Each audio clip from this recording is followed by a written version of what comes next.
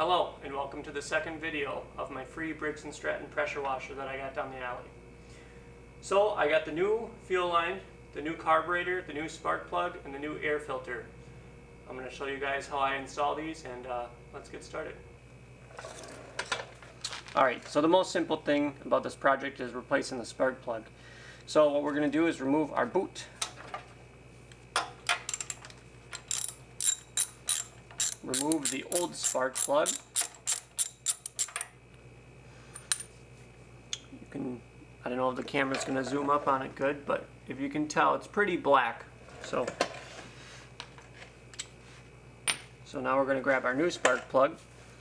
And what I did with this one is I put a little anti-seize on this, and that anti-seize will help prevent rust. So when we pull this apart, pull it off in the future, it won't seize up and lock up on us. So put our new spark plug in. Now I should torque it to spec, but I am not going to do that, just because I'm not. Give it a nice tighten. Not too tight, but just enough. Then throw the boot on and make sure that's tight, and that's it. So the next thing is installing our fuel line. So what I did is I put our hose clamp on the fuel line. So all I got to do is bolt it up, or slide it on. Get our pliers.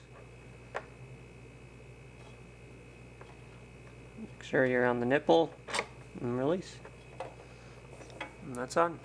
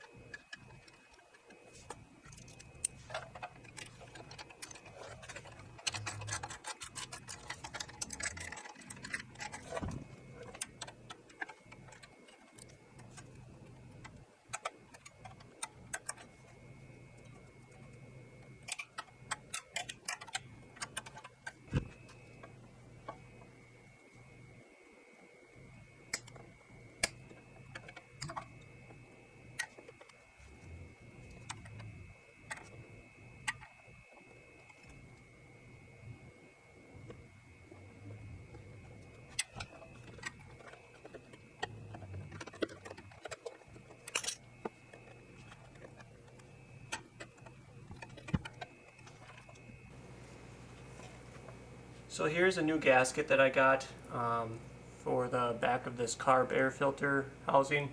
I just put a little bit of super glue on it and it held it in place. So now I got the new air filter as well. So I'm gonna put this on.